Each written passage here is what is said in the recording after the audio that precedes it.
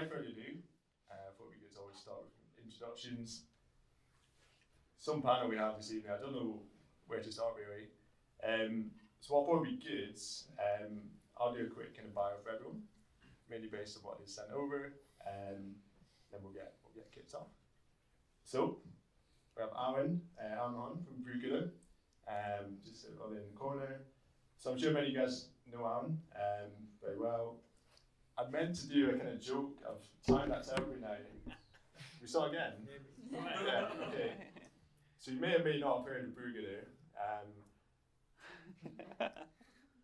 So that was way back in my head. Oh wow. Definitely better in my head.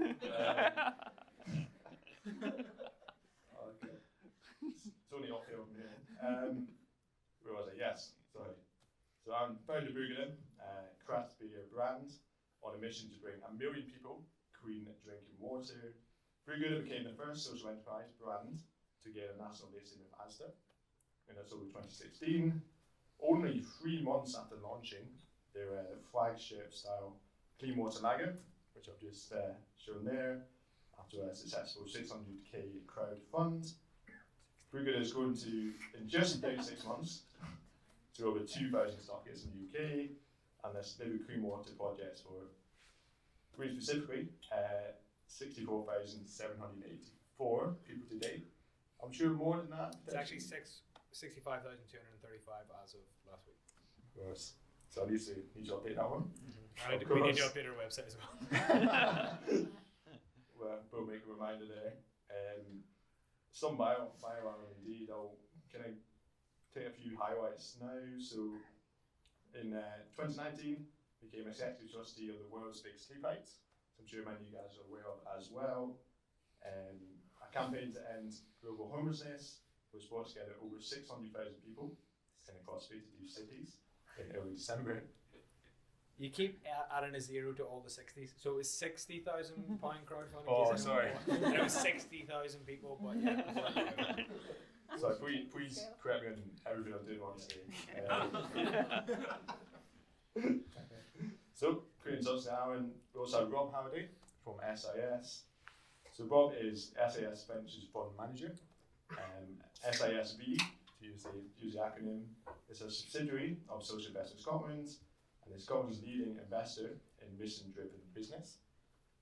SISV looks back to the management teams of young companies at the forefront of driving social and environmental impacts through their products and services. So, such a great part. I wish also the bars were shorter. So Rob, you're also a chartered accountant and has post-qualification experience in corporate finance advisory, impact investment and venture capital. And last but not least at all, we have Alison. Alison works for Lilypads. So Alison, of course, the founder of Lilypads, a mission-driven business which makes and sells affordably priced and reusable sanitary pads in several countries in sub-Saharan Africa, and is currently developing a similar product for the UK market. I'm sure we'll touch on later on as well. Alison created Lilypads after learning that schoolgirls in rural Kenya were exchanging sex for sanitary pads to remain in education. Lilypads now distributes its pads in rural areas using local women as commission-based sellers and as mental health educators. Alison also won Pitch of the Palace at Buckingham Palace in 2018 and the Scottish Women's Award in 2019. So, as I'm sure you guys can see from that start, quite a panel we have here today. What I thought would be good would be, I guess, to start from the beginning for each of you. So was there a particular moment that really inspired you to get involved with social business, or is it something that's grown over the course of your careers? So who wants to go first? Yeah, so I think for me, it starts kind of, I guess, from a personal point of view, which seems to be a theme with social entrepreneurs, I guess. When I was 21, 22, I went traveling after university. I was trying to go and get myself a nice job somewhere for PwC or CMS or somewhere where there's a grad scheme. And I went traveling a bit to do some work in Nepal, and I did what everyone tells you not to do, and I drank a local water source, and then 3 weeks later stuff started going wrong.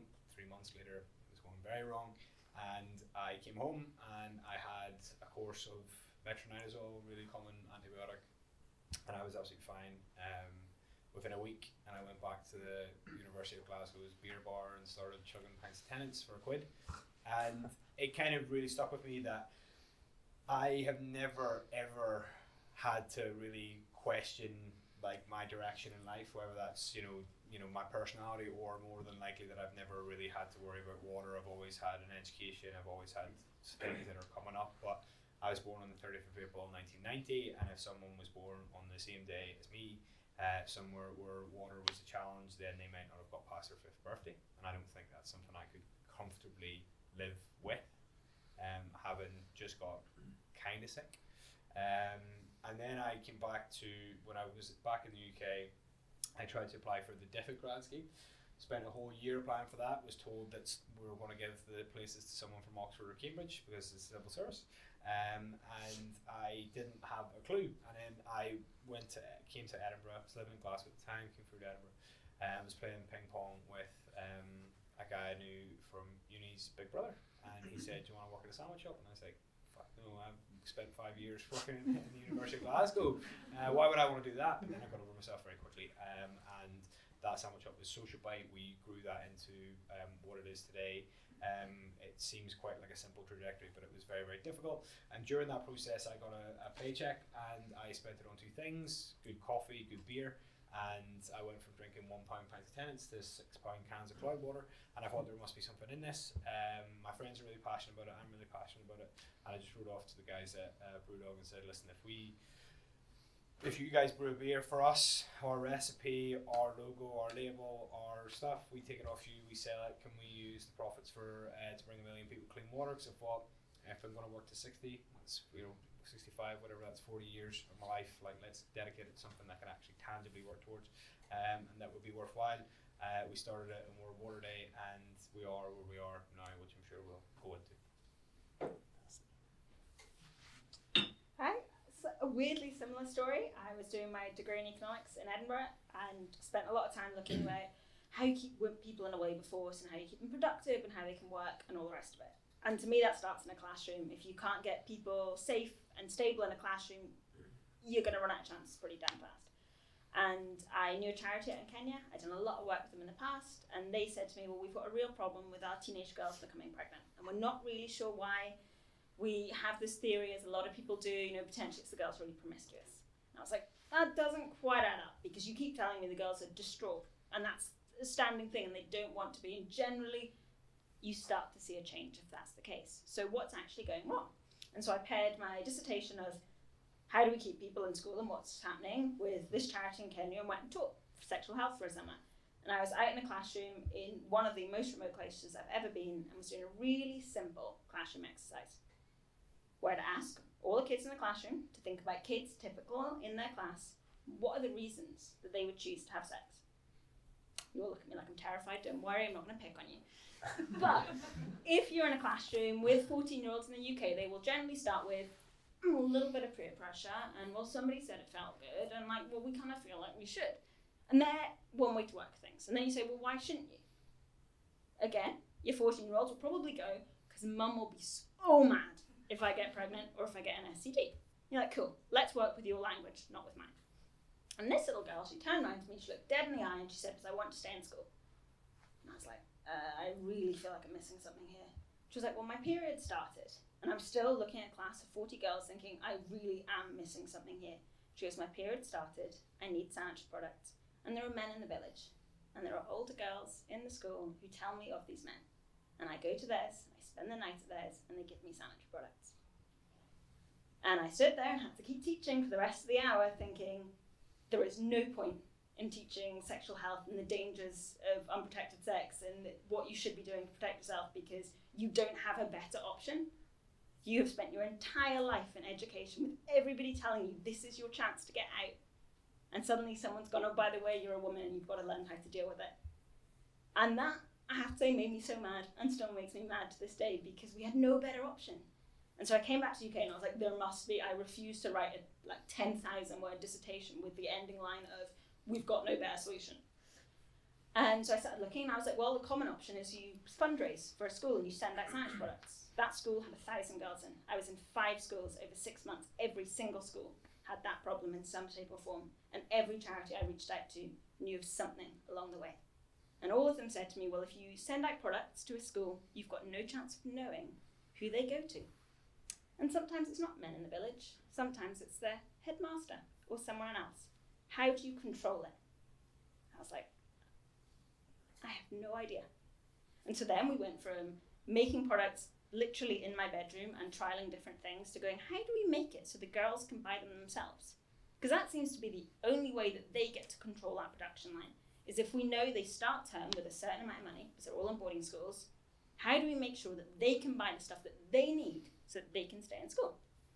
And so that became then the next 18 months of my life, working with just about every textile manufacturer I could beg, borrow, or steal time off to say, how would you make this product cheaper? How would we change the production line? How do we make sure that we can get out into the most remote places? What is important when it comes to reusable science products? Apparently quite a lot. And how do we make it all come together? Journey that I'm still on, but a journey that is not easy. I never thought I was going to be starting a business. Even when I started my dissertation, I got to this point, I kind of thought, there'll be a solution somewhere. I'm still looking for it if someone finds it. But I also get emails on a fairly regular basis from girls, not just in Kenya, but anywhere, going, we've got generally problems with sandwich products. Have you got a better solution? Because right now we're missing school, using rags, finding some other way to cope. And I'd like to think I'm getting slowly towards it. Thank you. So I guess my interest in mission-driven business and purpose-led business was totally accidental. So I kind of, I did study geography at Edinburgh University, and I came out of there and I had a ski season lined up and I needed to do something. My dad told me I needed to do something useful, have something useful lined up when I came back from my ski season. So, a year later, I started my accountancy training at Deloitte, just across the corridor there. And I did that for 7 years. I worked in a team that did M&A advisory, so advising kind of Scottish corporates and institutional buyers, principally on selling companies, basically. So Scottish companies to UK buyers and international buyers.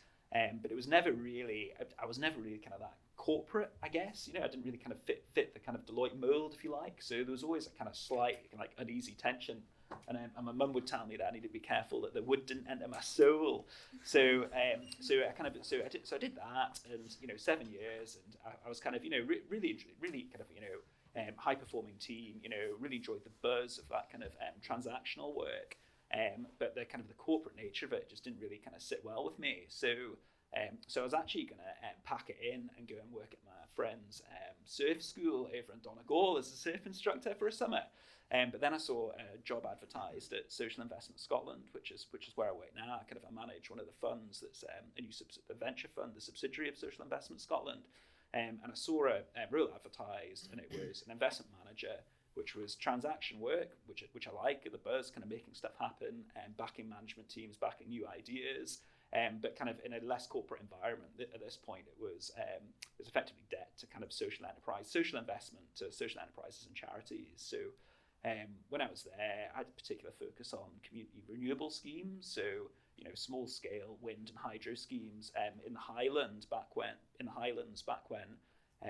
the subsidy regime was such that was really worthwhile community groups doing, building out a kind of wholly owned generating assets that could then fund community development trusts for 20 years. Felt really worthwhile. And then my organisation, we noticed there was there's a real interest within the entrepreneurial community, a real kind of buzz in the entrepreneurial community around purposeful business. So we noticed there were lots of entrepreneurs coming through that kind of well-established Scottish entrepreneurial ecosystem, that didn't fit the mold of a social enterprise. They wanted to build value in the companies, build value for themselves, build value for the shareholders, attract true equity finance, so they could take risks, go quickly, all the rest of it. But we just couldn't touch them at the time from an investment strategy perspective. So we went about and had a steering group with different VCs from the kind of Scottish marketplace, And in the summer of 2018, myself and a colleague, Thomas Gillen, we went and raised the capital for this EIS fund to capitalise this subsidiary, our first kind of venture fund. And then for the course of the last year, that's what I've been doing. So it's been deploying this venture fund that we raised. Some of it's equity investment, so buying ordinary shares. Some of it is debt-based investment, making use of a tax relief called social investment tax relief. I think it's a cool fund. We've got a really good outlook. It's we're interested in backing really ambitious management teams. Management teams of companies that are really kind of high growth and impact potential. So that's kind of where we are. We've done 6 deals now. Another couple to go before we're fully invested, and then we've just got out the gates with our next fundraise, which will fund activity for the next 12 months. Fantastic. And one thing I was, keen to follow up on from everyone's introduction there really was, and this may sound like a bit of a tangent to start, but pitching actually. The reason I say that is, obviously, Alison, you speak about your story, obviously for you, Alison, as well. The why behind what you're doing is incredibly powerful. I found that when I was listening to both of you there, I could really kind of picture the mission and the why behind the business. And obviously, for you all, from a more of an investment perspective, what is, something that people tend to do with pitching that we can maybe improve on, maybe common mistakes, and how do you individually think about pitching? What is your approach? Do you have any specific techniques? How do you go about it? And I guess obviously you all would be more listening and receiving pitches. So I'll take that one first then. So we as I say, we set up this kind of venture subsidiary in 2018, and total empathy and respect for anyone raising capital for something new, because that's exactly what we had to do in 2018. So myself and Thomas, two guys that worked in the third sector, providing kind of social investment to I suppose feel good social enterprises. If you're being if you're being a bit twee about it, went to go and raise individual wealth effectively for this idea to go and back high growth potential businesses. So through that exercise, we were just giving it a go. We didn't know where to go looking really. So so we went looking at knocking on wealth managers' doors, high net worths within the Scottish entrepreneurial ecosystem. We were taking trains down to London, speaking to wealthy Scots down in London, and just seeing where seeing where we get an audience. And I think out of that, I think our the lessons that we took away from that is be focused, know your audience. And also, don't just take no as a no. Like sometimes, take no as a yes, and just keep on going at it, and maybe it'll come good in the end. Fantastic. I suppose mine's slightly similar on know your audience. For me, I spent a lot of time sat in front of people chatting about sanitary products and sex, and having stood in Buckingham Palace and said both of those words, the first thing on my family chat was, "Please tell me you did not just say that." Sorry, too late. But then it gets kind of easy because you speak to a lot of women and you talk about sanitary products, and they know, they understand, they've used them for years. And you speak to most guys and they're still a bit like, I have no idea what you're talking about.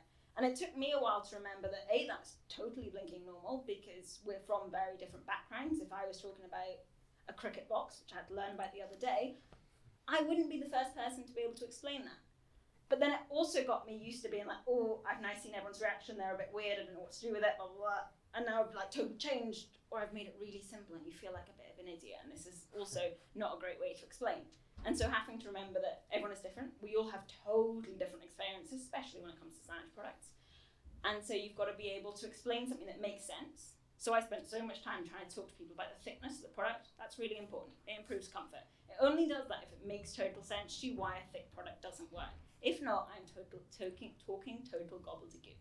And so knowing that I needed to start there and say, we're chatting about a product, it's important that we get production down because we need a price down, blah, blah, blah, and being able to remember who my audience is, and when they start to look at me a bit like, is it I've said something that doesn't quite make sense, or I'm quite far out of your comfort zone right now, and I'm going to make sure I can make this conversation accessible. Which to me is quite funny, because I sit with all the tech entrepreneurs who want to give the most granular explanation of what that app does. And I'm like, And then I start doing it with my sandwich products, and I'm like, oh wait, we all do this. Sometimes we do need to take it back a step and be like, product, what it does. Don't worry, if you want to know the technical bit, we can chat about that bit too. I mean, I can't agree more with the know your audience thing. I think pitching, the way we pitch is like the chlorinated chicken of entrepreneurship. Like it comes from America and you don't really need it too much. I think when you, like Rob says, you can fail a pitch, but you can still get the outcome. So I wouldn't put too much pressure on it. But yeah, it's absolutely about emotional intelligence. When you walk in, I mean, I highlighted a certain part of my story which involved university because I presume that people here have went to university. You know, there's I've spoke to people who, you know, seem like they fit that background, and I just leave that bit out. And I speak to, if you speak to, you know, parents, I wouldn't ever say myself, I wouldn't say I might not have got beyond 5. I'll swap that out with, I have 2 nieces and they're both under 5, and it would break my heart to think that their education would stop at 5, let alone their life. And that's a much powerful message to deliver to people who are in that age bracket. So I think when you go in, have a quick scan, but have a bank of stories, because like we're talking about social business, but it's purpose-driven business that I really think is the key thing. And your purpose doesn't have to be charitable. Like it could be the biggest purpose you can have as an entrepreneur right now is solving climate change, and that's not necessarily a social business. You know, Jeff Bezos has got $100 billion going in that, and there's no way he wants a charitable outcome. He wants to keep the planet going so he can sell more stuff on Amazon. You understand what I mean? So like there's different ways to present your own case, but everybody is a human being and they will resonate with a story. So just find a story and find the bits that the narrative thread that goes in it, and take some of the bits out so that if you go and talk to an investor who's in a suit and is, you know, I've only got 5 minutes, you know, give it to me, you tell a different story from if you've got the opportunity to leave stuff out because you're speaking for 20 minutes and you can bring stuff back in and stuff like that. But also it's not the end of the world, and it's not fun even when you're kind of good at it. It's still shine. That's it. So good to get such a varied response on that one. I guess in a way, you know, thinking about pitching and kind of ties into goal setting. I think, you know, obviously raising for a certain amount of money.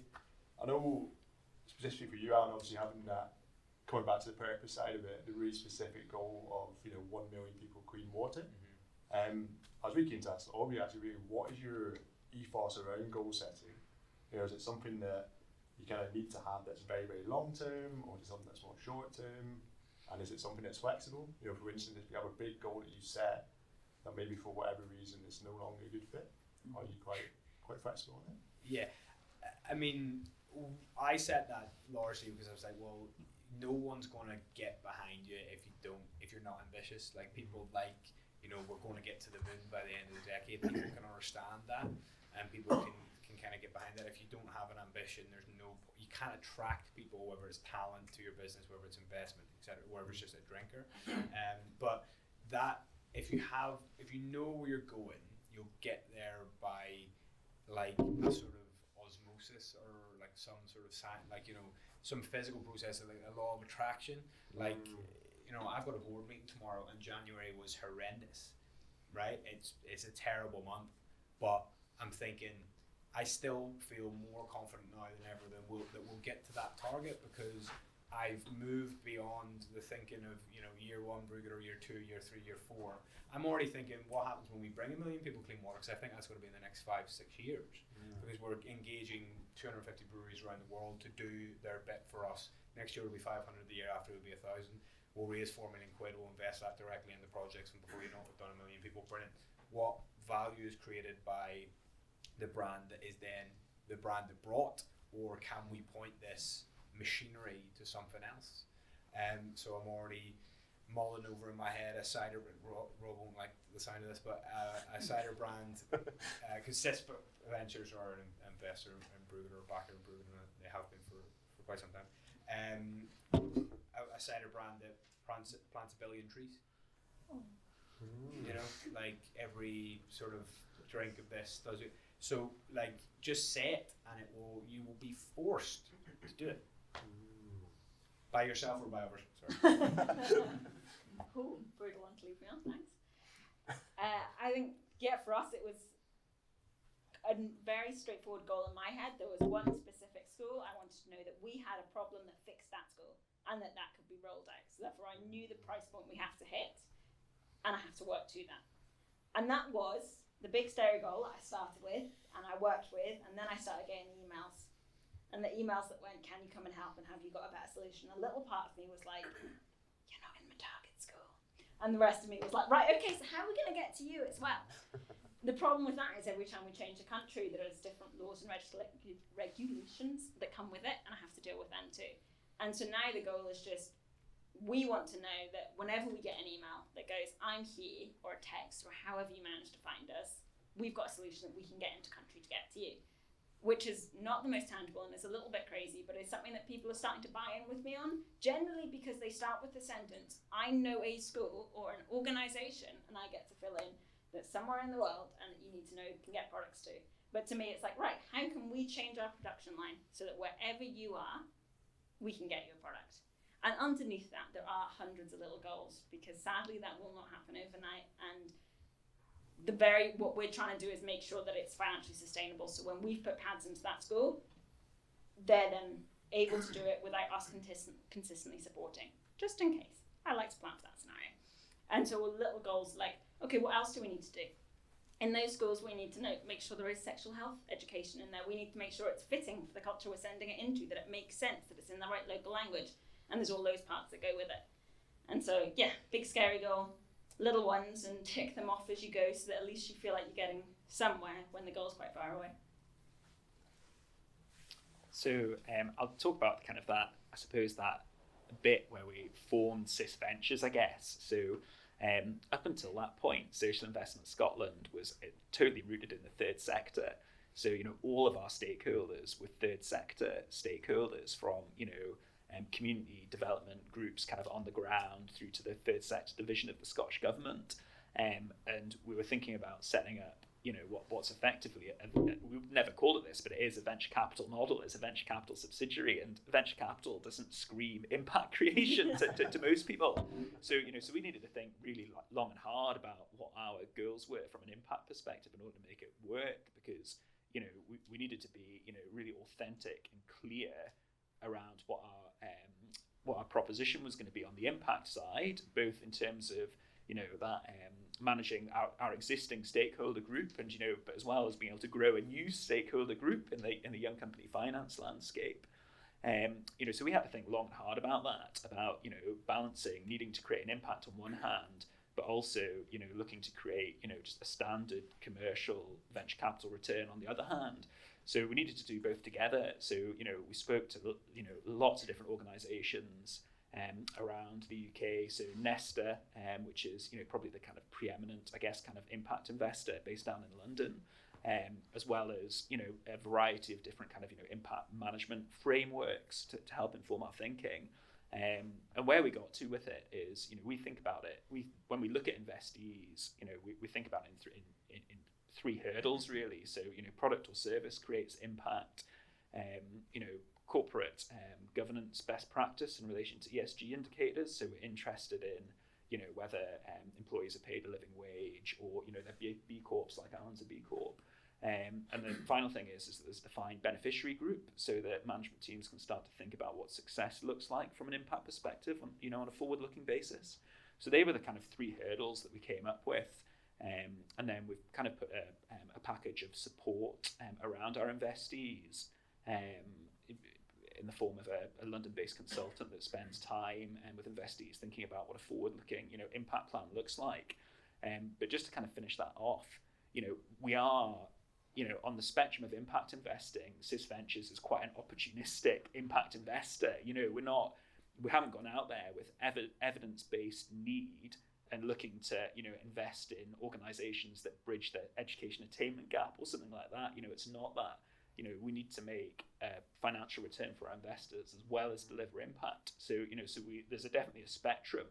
Nesta, on the other hand, that kind of preeminent impact investor that I mentioned, they do invest generally on evidence-based need. we're more subjective than that. Nesta have the luxury of investing in endowment funds, so they can afford to make decisions like that. We're a kind of a commercial fund. We're not a philanthropic fund. So we need to be a bit more opportunistic on the impact piece, albeit we think about it very carefully, as I've described. That's it. It brings us very nicely actually onto a question Alan had requested. I think it's really nice getting. I wasn't going to turn up unless you asked it. Sorry. Couldn't get away, but it's really the point of speaking about obviously with the venture needing to have that return, obviously to keep on the impact side of things. Obviously, speaking of such big goals, Alan obviously wondering Clean Water and Alison as well in terms of the wider impact. What's your kind of opinion on, I guess, the issue of ambition versus finance? Of that kind of limited capital potentially with such ambitious visions. Is it something that is potentially worth thinking very, very long term, or is it something we can do maybe as a community to really encourage more investment potentially? So it's a big question, that, isn't it? Big question. And I think Alan, you were probably talking about that question in the context of social enterprise finance, I guess. In the context of our own challenges around that. Yeah. So it's really difficult. So in the social enterprise space, social enterprises by their nature are third sector organisations. So they're organisations without shareholders. They're organisations that are asset locked. So it means that all of the assets of that organisation are effectively for a common good, or I forget what the exact legal terminology is, but it's effectively like it needs to go to another asset locked organisation. So a charity or another social enterprise. So what that means, it means it's inherently restrictive in terms of the type of capital that you can raise, because equity investment is around building shareholder value for the shareholders. It's not around an asset lock for the common good. It's just a different beast. And what that means, it means that finance in the social enterprise space is either philanthropic, so it's grant finance. Historically, it has just been loan finance or patient loan finance, which is totally different to equity. It's a different relationship. An equity investor is invested, they're part of the DNA of an organization. A loan agreement sitting, on the balance sheet is a different type of relationship. It's just inherently that the investor has with the investee. It's an unequal relationship. There is, inverted commas, innovation in the space.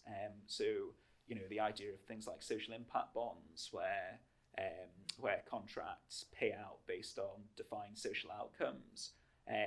But innovation like that, I think, is welcome. I think it's needed in the social enterprise space because there's a lot of entrepreneurs that are genuinely motivated by their impact ambition. They've got impactful businesses, but access to capital and the right capital is a challenge. Yeah, just because I kind of request it. Yeah, so for me, the big thing is that there's, and Rob, I'm going to speak for Rob. I'm going to put words into Rob's mouth, and you can just cut in whenever I'm the wrong words. But there's probably a historic thing that you cannot. To see a charity or a social enterprise fail would be an objectively terrible thing, right? Like that. Start from that premise that everyone who backs you because they don't want you to fail, right? And if that is the case, then you adopt your own mindset of avoiding failure as opposed to actually going for it and seeing what you can learn through that failure. Because if Brewgooder does not work, I will do other things. I will learn from that. I will, go on a nice holiday and travel and digest it in my subconscious and go back at it again. Whereas there's probably in the social enterprise space, there's we'll give them enough money to go on and to postpone the period of time or the wall that they're going to run into in order to just keep it to see what happens, as opposed, and that then puts conditions on you. Are you cutting in at all? Good words. That puts conditions on you. So I think we've probably had to, in order to for me as a person, as a potential social entrepreneur, I've had to limit the scope of my ambition to access capital, right? And I am pretty ambitious, right? So I've had to say, right, we'll chop that off and we'll cut that down, because that's not what any investor would want. They just want to see you release new beers, okay? It actually doesn't take that much to release new beers, but if that's the scope of your ambition, to release new beers, then you're just the same as any other craft brewery. If your ambition is to completely disrupt the BWS, the beers, wines and spirits category, then you need money to play in other areas. Prosecco, cider, gin, whiskey, whatever. But you don't get that because you're not seen as like any other entrepreneur would be. That if they have this idea of connecting the act of social drinking or drinking beer or drinking wine to something that's inherently positive, because that is kind of counterintuitive, then you're kind of limited to be like, just be successful in this one area because you've got a bit of a track record. Whereas I think that that's actually fundamentally damaging, and that's not necessarily a SIS ventures thing, not at all. It's actually just we have no language to speak about as investors or investees about really ambitious social enterprises or purpose-driven businesses. Grand stand over. Can I add someone? We find it not just from an investment point of view, but from a people point of view, is that quite a lot of people ask me what legal model I am, and I'm kind of like, does that matter to you based on what we're doing?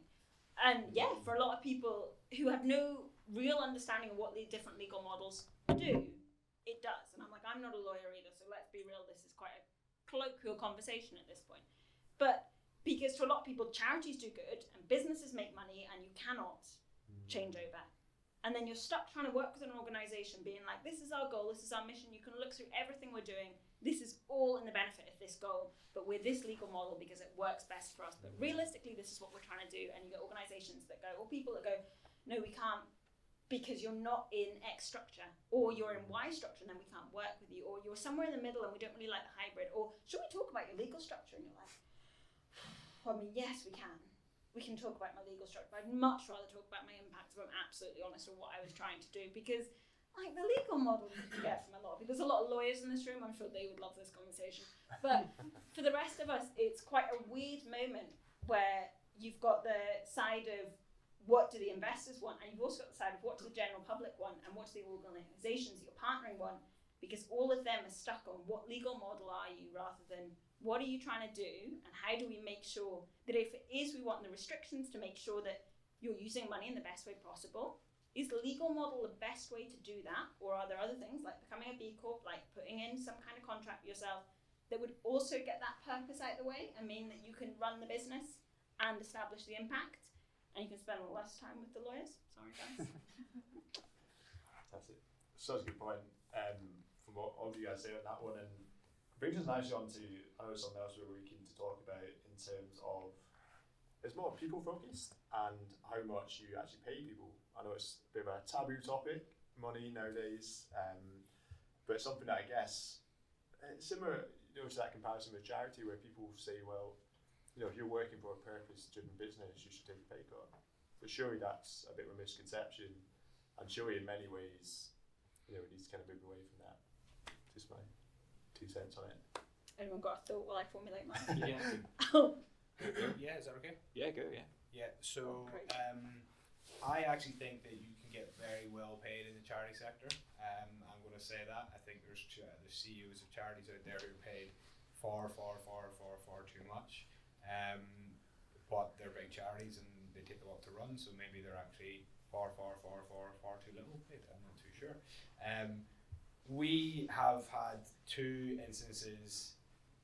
very different instances in the past 6 months. So I got a call from our head of brand, and he said, I need to speak to you. And whenever someone says they need to speak to you, it's not because they want more money. It's because they've been offered more money somewhere else, right? And he said, I'm going to go to Tenants. Tenants have offered me senior brand manager role. I don't believe in that. And I said, okay, right, grand job, 100%. I'm sure they're paying you well, brilliant. He didn't leave necessarily because he was getting paid more. I don't think that was genuinely it, but he left. And then we have, and he's about 27, 28. And then we had a commercial.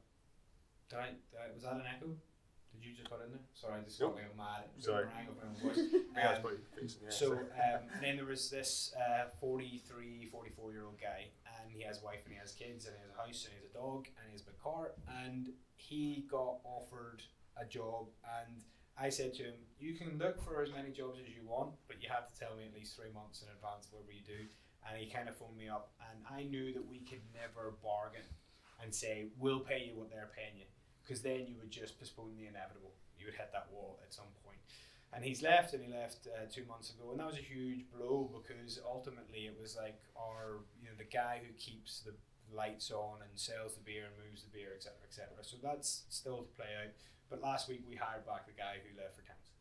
So he came back, he took his pay cut again, in essence, because he is probably motivated by, at this point in his life, something that's more than just more money for doing the same thing. I think he went to tenants thinking he could change this, heritage brewer into something modern and forward thinking, and then he realised that all the forward thinking and modern stuff he already had, and he's come back, and there's lots of stuff involved with that. In 10 years' time, is he going to leave for more money? Potentially, but that's where I think that, and it ties back right into the conversation that we have, we just had, about how can you develop equity in a social business? How can you say you own this business but you do not get anything out of it until we exit? And exit is with an asterisk. It says, in our case, we bring 1 million people clean water. Then you own the company.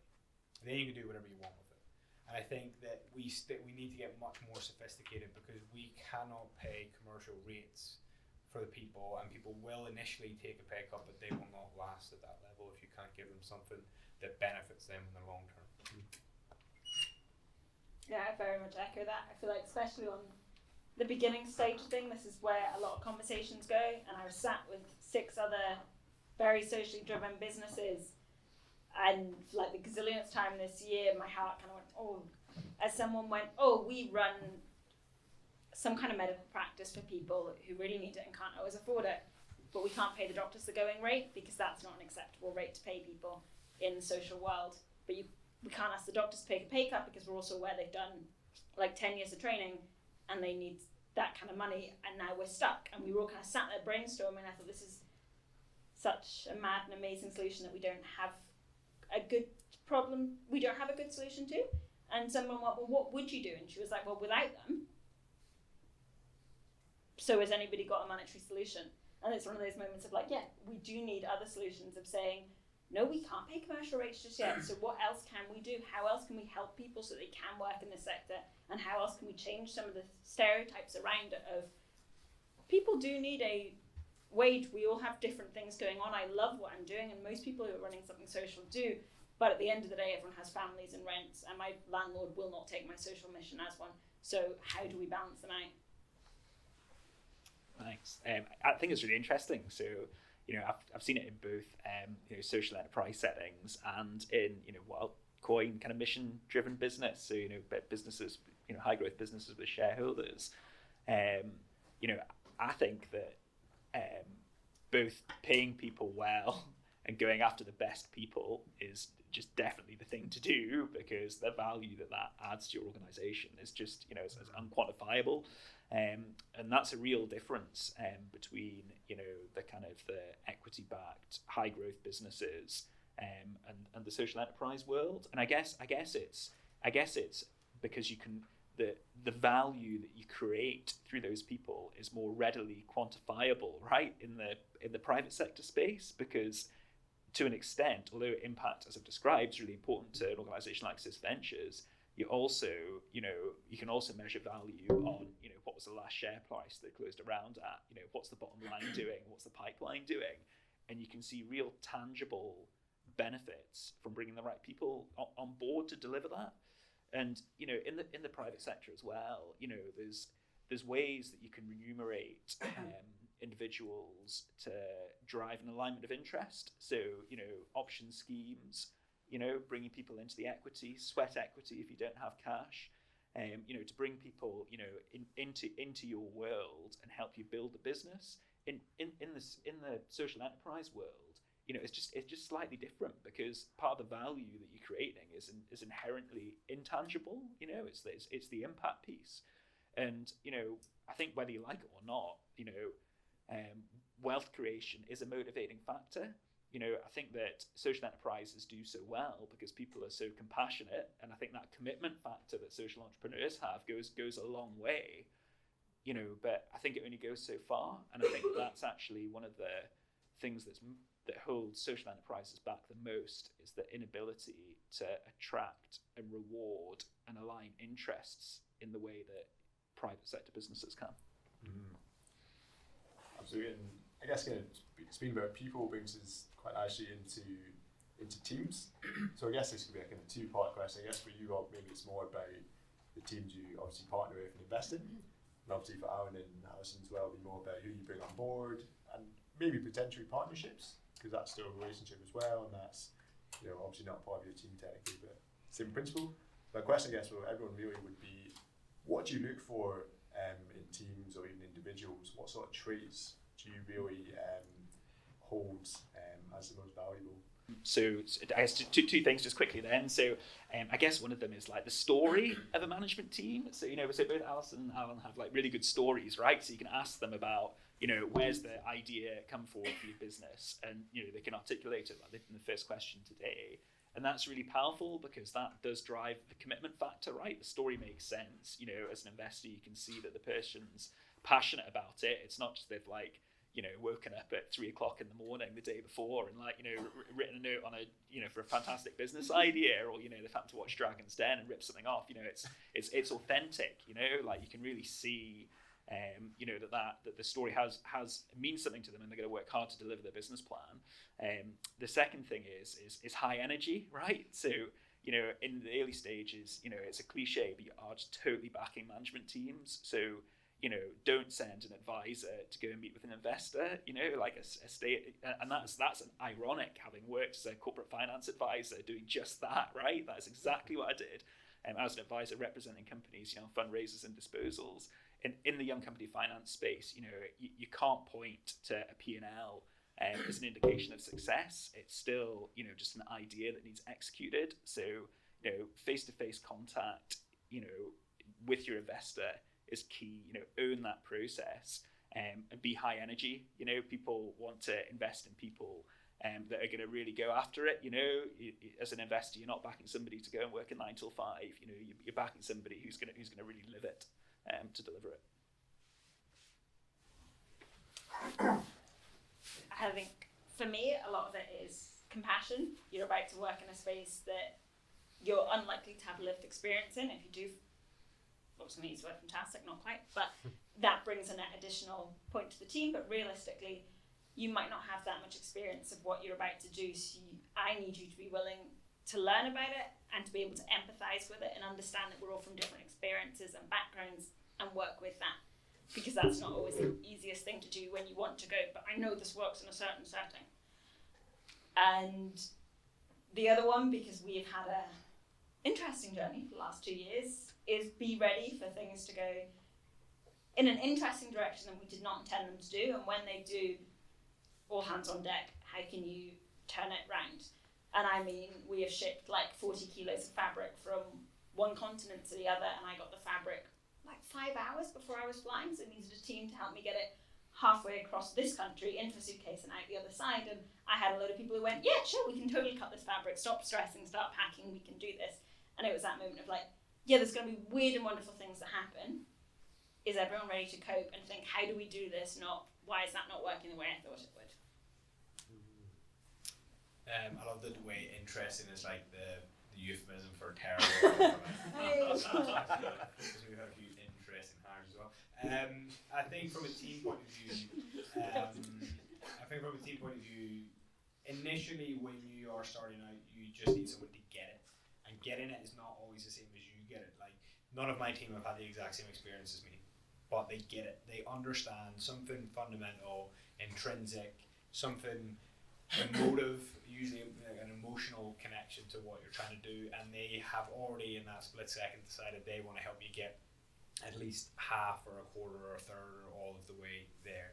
And then you hire people who are like yourself at the start, and then you realize that you can't keep doing that, because usually the people that are like yourself are very, very lacking in other areas. So the moment I decided we need to hire somebody who's completely different to me, then the business literally grew 250%. Like it was like somebody had just switched on a light bulb and was like, this is how you do things.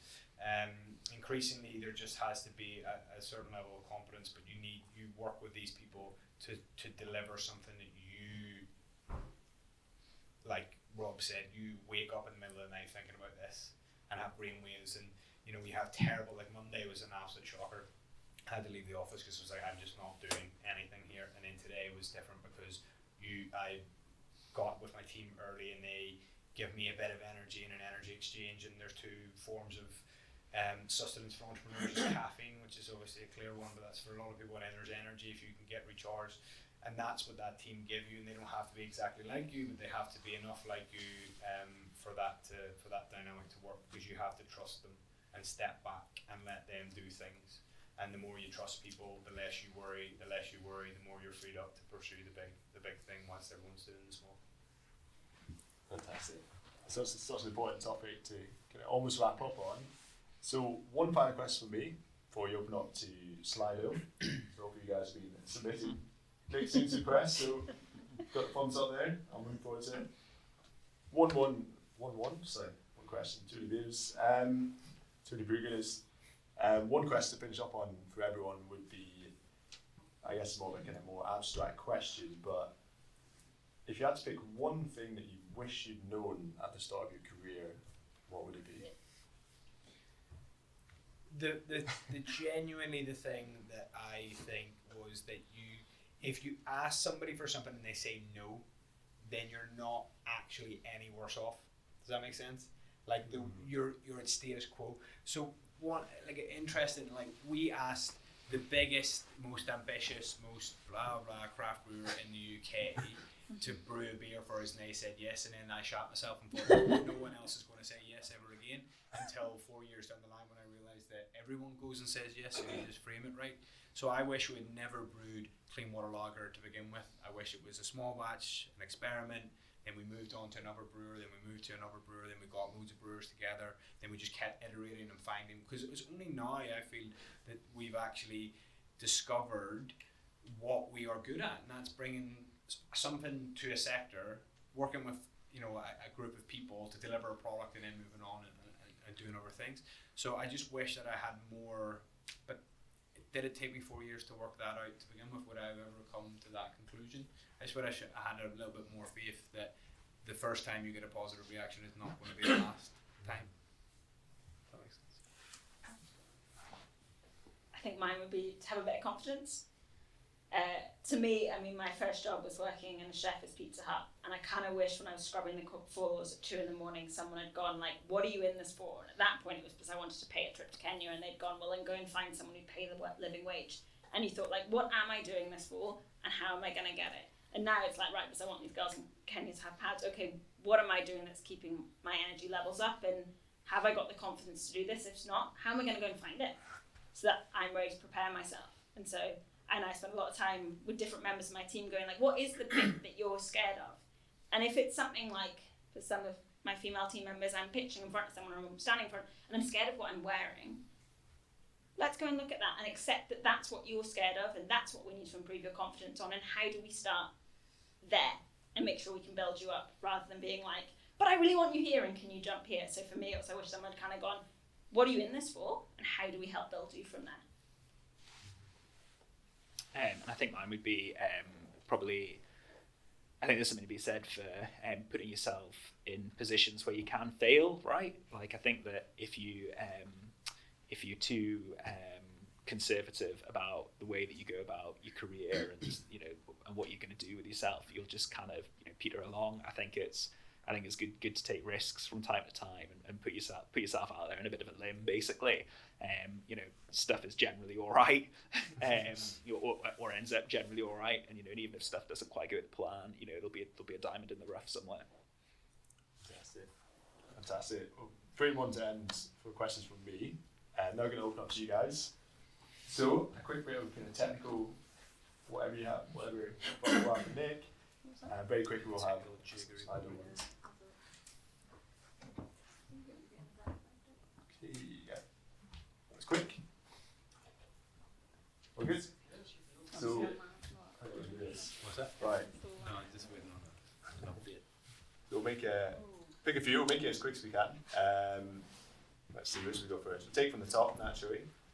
Let's see. So, how do you advise educate people on the possibility of being impact driven under a legal model limited with profit company? Alison? Do you want to- I knew you were going to give that to Archie. Is this the first question? Yeah. Yes. Top one. Oh. Okay, now I'm just going to have to remember it, so if I say it wrong, somebody yell at me and we'll get it right eventually. So I am now working off the model that you're going to get my trust and you're going to have it until you do something that loses it, rather than you have to earn it.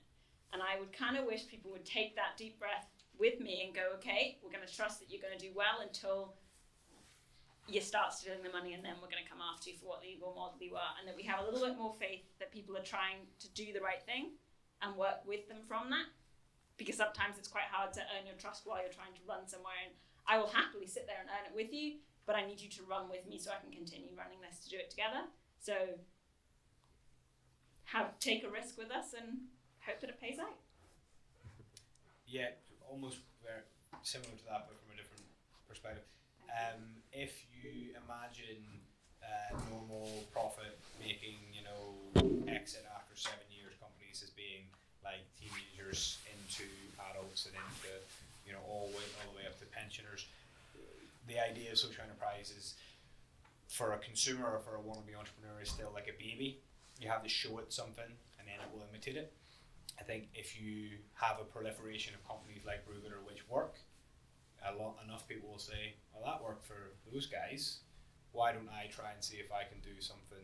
And then they try and innovate and fail, and maybe they don't get off the drawing board, but maybe they actually Brewgooder or Lilypads or whatever had this really interesting model, but where they actually went really wrong was at the start, is that they didn't have a scalable equity model.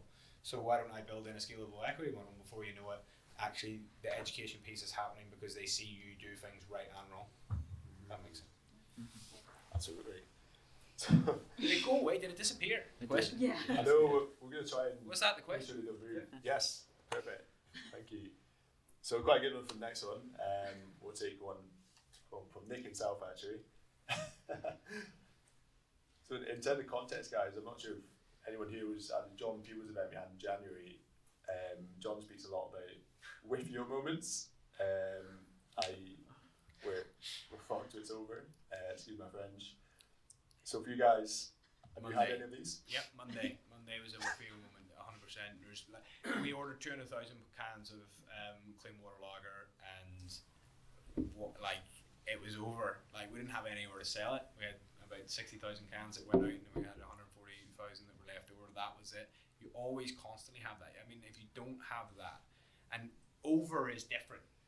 It will not be fully over, but I might have to sack everybody that I work for to get it back on track. But Monday, as recently as yesterday, was a few moments. Fucking hell, January was a stinker. Look at those numbers. Anybody in the right mind will give me a bollocking on Wednesday at the board meeting. But then it's take a step back and go, well, no, actually, when you think about it, cash flow's still there, it's good, we've got this coming up, we've got this unbelievable thing coming up in 4 weeks. Actually, we've never been in better shape, so it's a question of how do you manage the whiffy moments and how do you use the whiffy moments to go, well, if we are, then why? Analyze it and say, what led us to this situation?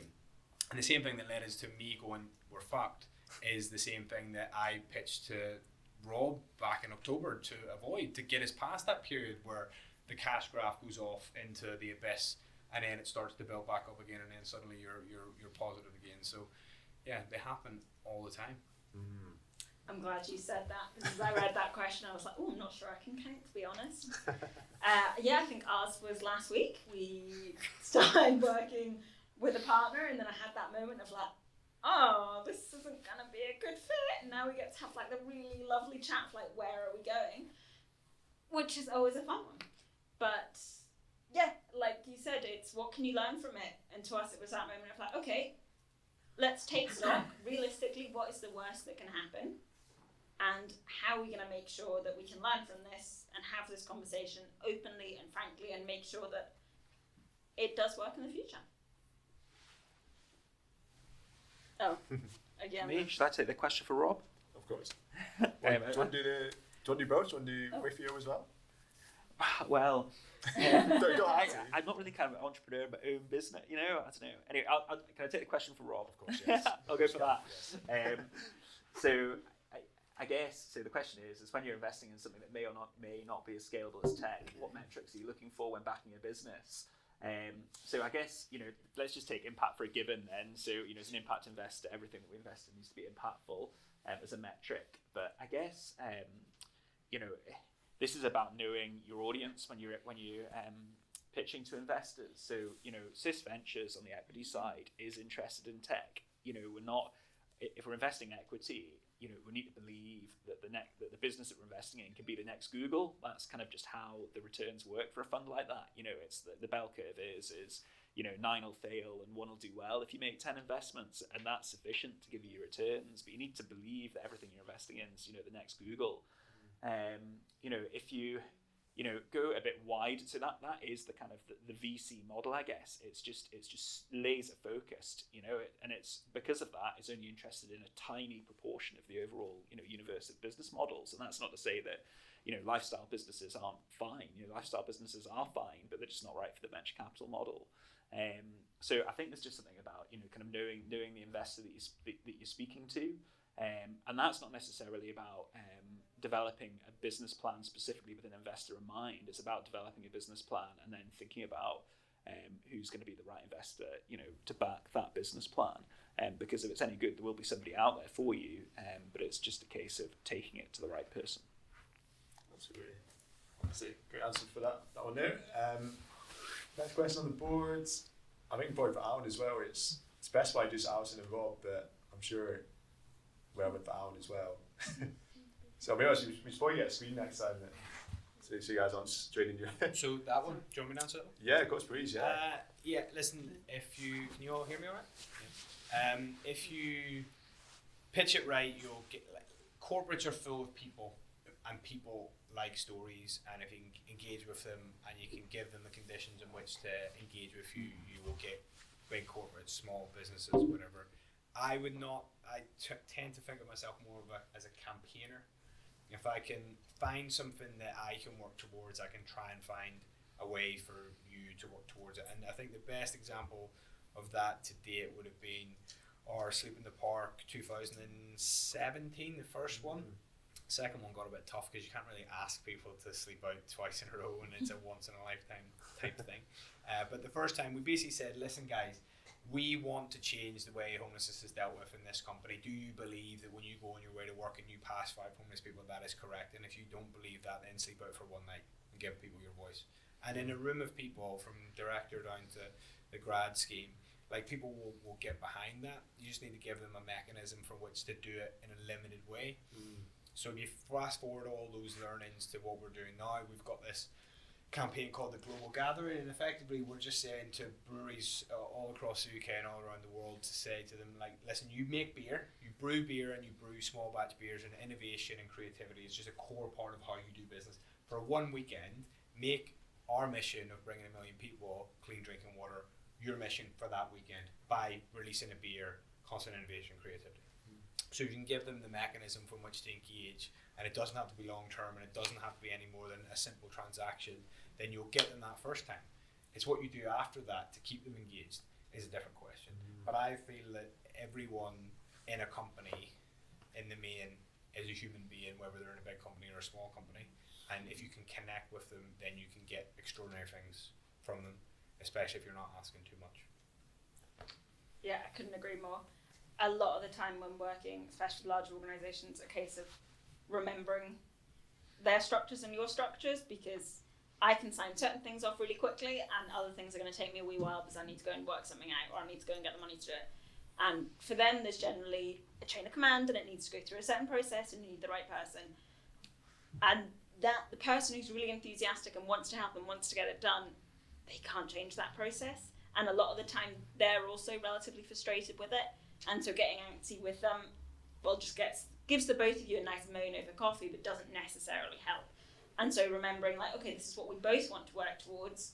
What are our pathways and how can I help you to make sure if you are having to go to someone else in management or round this way, you've got that information at hand so you don't have to go into that meeting and then go, oh, sorry, I hadn't thought about that, or I need to go back to me, back to you, back to this, and trying to speed that bit up so they're prepared when it comes through.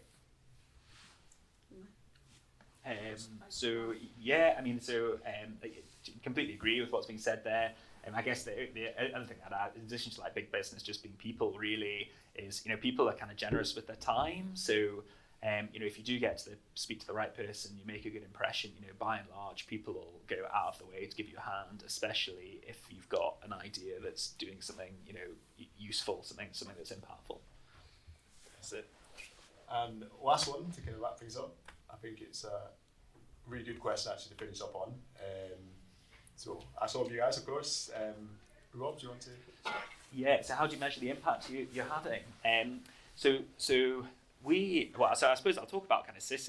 We're going through this process at the moment where SIS as an organisation is thinking about the impact that it has. And for years, we had this like all singing, all dancing impact report, right? And it was basically, a celebration of our investees' impact, right? But I always kind of thought it was a bit disingenuous because, ultimately, we're just providing the finance. It's a bit, you can't naturally attribute, like a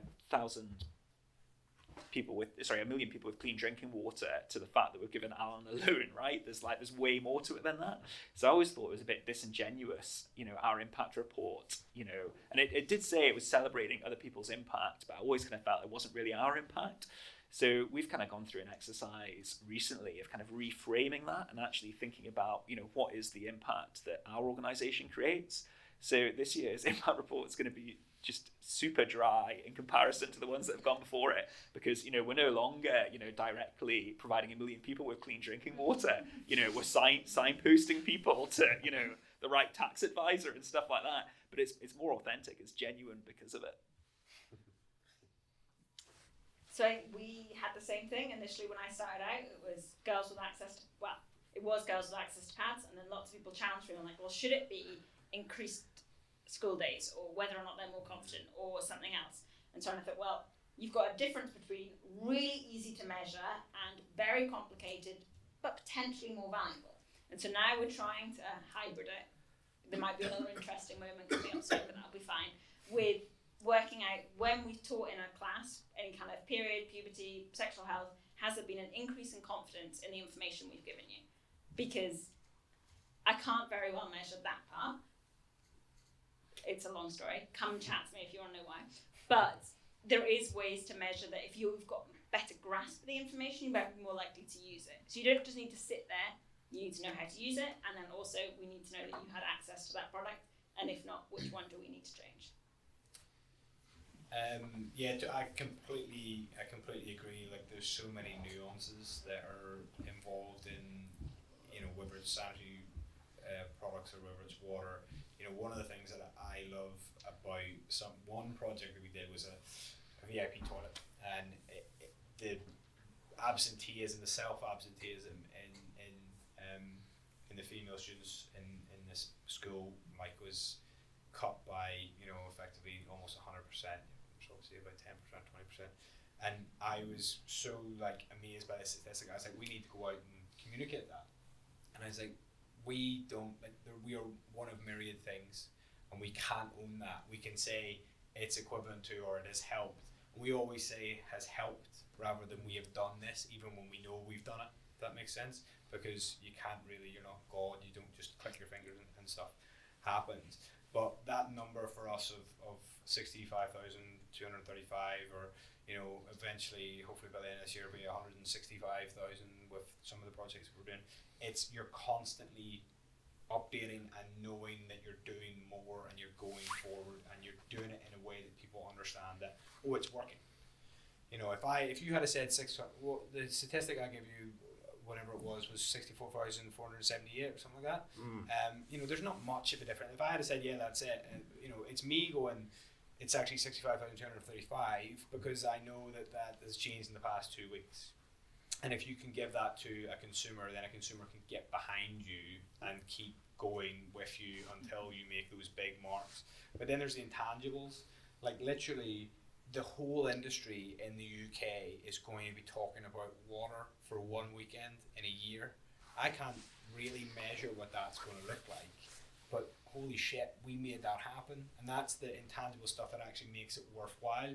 Because after a while, that 64,478 between 65,235 is just numbers, it's not actual people. Whereas if you can sit back and go in a pub, somebody who wasn't going to be talking about water is going to be talking about water. How cool is that?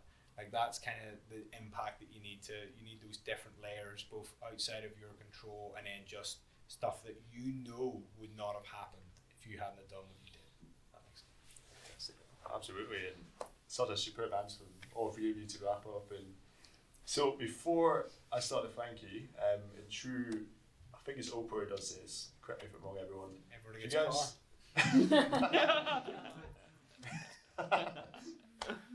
Maybe that's it. If you guys check on your seats, so speaking of purpose-driven business, I've got a read something for everyone on the panel.